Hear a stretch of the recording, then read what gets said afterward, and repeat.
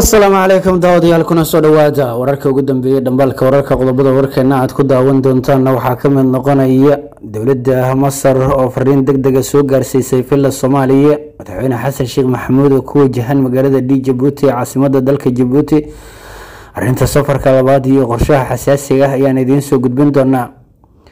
Ra'iisul Wasaare Xamse Cabdi Barre waxa uu diray fariintii ugu dambeysay kuna socota kooxaha maalgeliyayaasha ururada hubeysan ee ku sugan dalka iyo fariinta gaarka ah ee ku socota warbaahinta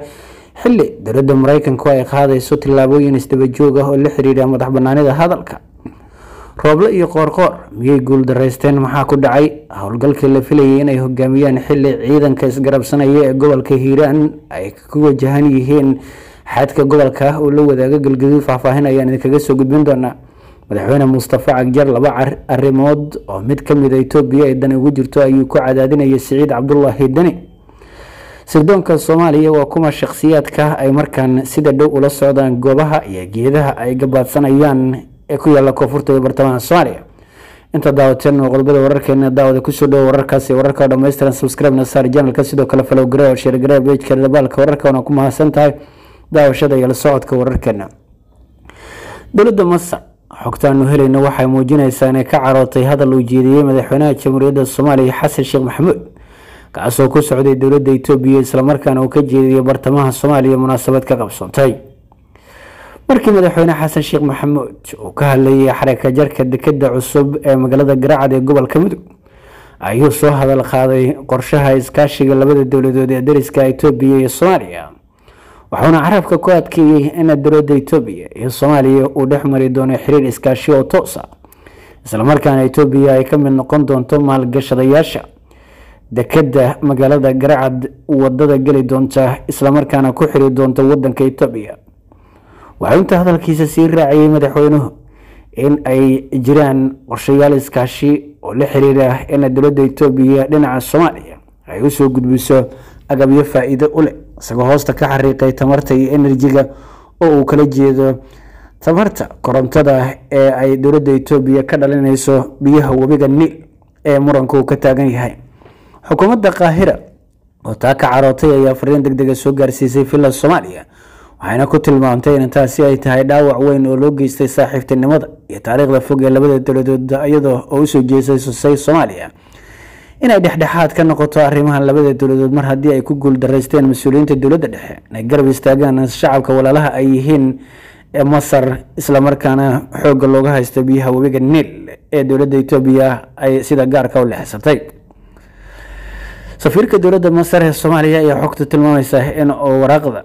uu soo gaarsiiyay wasaaradda arrimaha dibadda iyo sidoo kale madaxtooyada Jamhuuriyadda Soomaaliya iyadoo waliba dowladda Itoobiya lagu xusay in ay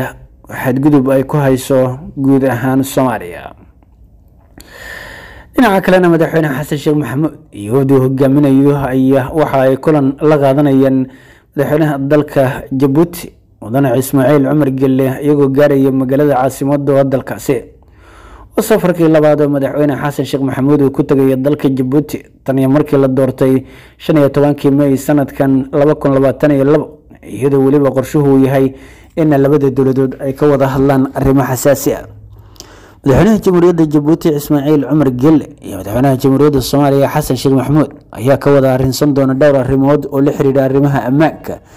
iskaashiga ganacsiga iyo sidoo kale sare u qaadida saaxiibtinimada labada dowladood dabagalka qodobadii hore ay ugu heshiiyeen iyo arrimaha ka dhaqan galay xogtu waxay tilmaamaysaa in madaxweyne Xasan Sheekh Maxamuud dowladda Itoobiya uu ka doonayo waa dowladda Djibouti uu ka doonayo in ay ballaariso taageerada military ay siinayso Soomaaliya iyadoo waliba la ballaarinayo cutubiyada ciidanka dalka Djibouti ee qaybta ka ah howlgalka midowga Afrika iyo ciidan kale oo si toos ah u saaciida Soomaaliya kuwaas oo adeegsada diyaarado dagaal isla markaana hawada ka taageera ciidanka Soomaaliya marka ay gaaraan dhufaysyada ugu dambeeya ee kooxaha ay la dagaalamayaan militariga Soomaaliya ayaa waxay hore u xaqiijiyeen in ay ka go'an tahay soo afjarid iyo soo gabagabaynta ururada ay la dagaalamayaan walow dowladaha midowga Afrika ee ciidamadu ay ka joogaan Soomaaliya ay ku guul dareysteen inay garab istaagaan ciidanka ammaanka Soomaaliya labada hogaamiye sidoo kale waxay ka wada hadlayaan xiisada cusub ee ka dhaxloogan dalalka Carabta iyo sidoo kale midda u dhaxaysa Mareykanka iyo Iiraan iyadoo waliba xulufo xoogan ay ka hana qaadayso gobolka isla markaana laga cabsi qabo in ay saameyn ku yeelato Soomaaliya mar haddii Soomaaliya ay ka mid tahay dalalka tabarta yar isla markaana la dhilin kara dhaqdhaqaaqyada kala duwan ee gobolka iska soo horjeeda. Ra'iisul Xamse Cabdi Barre ayaa ku dhawaaqay tillaabooyin dheeraad ah oo dowladdu ay ku xaqiijinayso la dagaalanka argagixisada.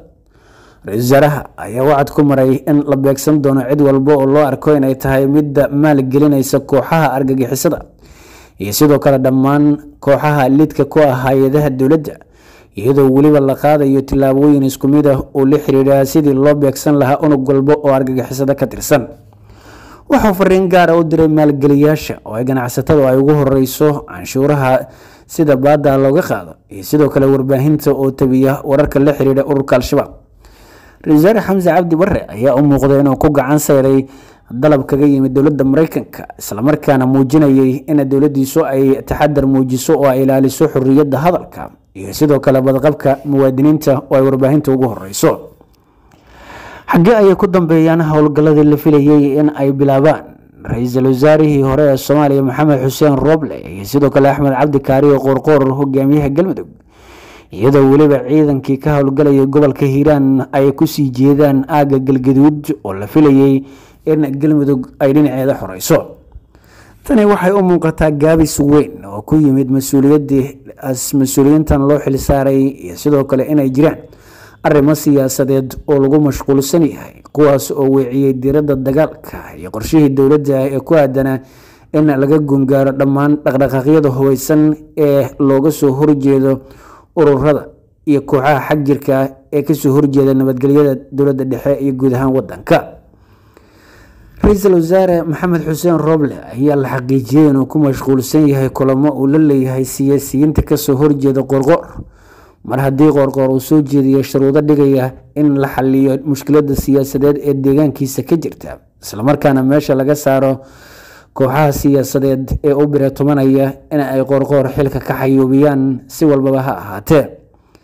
taasoo hoos u dhigtay dadaaladii howlgelinta ciidamada deegaanka iyo kuwa dowladda federaalka ee la filayay in ay hoggaanka u qabtaan ra'iisul wasaarihii hore iyo madaxweynaha dowladda Galmudug. madaxweyne Mustafa Cagjar ayaa Siciid Cabdullaahi Dani waxa uu ku cadaadinaya laba arrimood oo mid kamid ah ay dan weyn ugu jirto Itoobiya iyadoo waliba midda kalena la doonayo in Puntland gudaheeda ay ka dhaqangeliso. hirgelinta in si degdeg ah loo hirgeliyo wadada isku xireysa Itoobiya ilaa Puntland aaga magaalada Garaacad iyo in dowladda Itoobiya ay si rasmi ah gacan uga geysato ammaanka iyo ballaarinta degmada Garaacad dekada laga hirgeliyay iyo sidoo kale in madaxweyne Siciid Cabdullaahi Dani uu xoojiyay xiriirka iskaashi iyo ganacsi ee kala dhaxeeya dowladda deegaanka iyo guud ahaan Itoobiya waxay ka mid yihiin arrimaha habraacyadooda la diyaarinayo ee lagu cadaadinayo madaxweyne Siciid Cabdullaahi Dani ayaa si gaar ah sidoo kale waxaa loogu cadaadinayaa in uu hoos u dhigo xiisadda siyaasadeed ee kala dhaxaysa xubnaha kala duwan ee maamulka Puntland horey xilalka kaga soo qabtay siyaasiyiinta ururada iyo sidoo kale in uu doorashada dhexda dhigo oo uu joojiyo dhaqdhaqaaqyada ay dad badan u arkaan in ay yihiin kuwa koox gaar ah lagu naasnuujinayo. waxa uu la kulmay mas'uuliyiin oo ka mid yahay gudoomiyaha golaha wakiilada iyo sidoo kale madaxweyne ku-xigeenka waxay iska xog wareysteen habka dejinta iyo dejinta qorshe siyaasadeed oo Puntland nabadgelyo u horseedi kara isla markaana meesha ka saari kara kala aragti duwanaan siyaasadeed oo qarka ka toori karta deganaanshaha Puntland ee ku dhawaad 30 sano soo taxnaa. Siciid Cabdullaahi Dani ayaa laga cabsi qabaa in uu ku adkaysto arrinta la xiriirta doorashada iyo habka uu qabanayo maadaama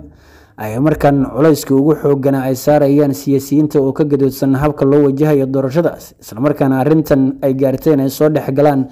madaxweyne Axmed Maxamed Islaan Axmed Madoobe iyo sidoo kale madaxweyne Mustafa Cagjar oo labaduba saaxiibo ah isla markaana ah kuwa isku hayb ah. sirdoonka Soomaaliya ayaa xaqiijiyay in ay la socdaan dhaqdhaqaaqa baxsadka xubno kala duwan oo ka tirsan ururka dowladdu ay la dagaalamayso waxayna sheegeen in ay si dhow la socdaan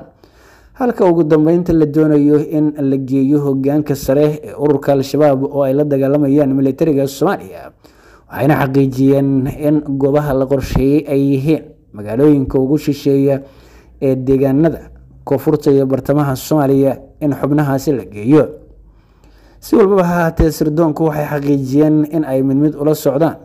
taleefoonada, dhaqdhaqaaqa iyo wicitaanada dibadda ee laga yaabo inay soo gaaraan xubnahan, iyadoo weliba haddii ay isku dayaan in ay ka baxaan xeebaha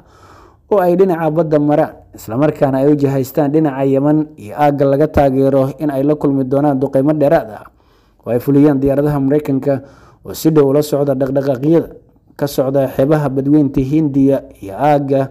bariga gobolka Galgaduud, koonfurta gobolka Mudug, Badweynta Hindiya ee koonfurta Soomaaliya sida dhinaca gobolada Jubbooyinka.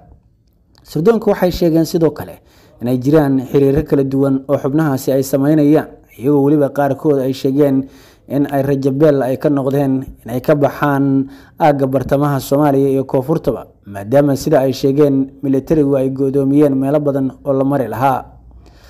gudahaan daawada intaas waxaa ku dhan warka kaaga imaanaya Dhabaalka Wararka. Haddii daawada nagu cusubtaa subscribe saar channelka, sidoo kale follow garee oo share garee page-kan Dhabaalka Wararka. Waana ku mahadsantahay daawashada iyo la socodka wararkeena.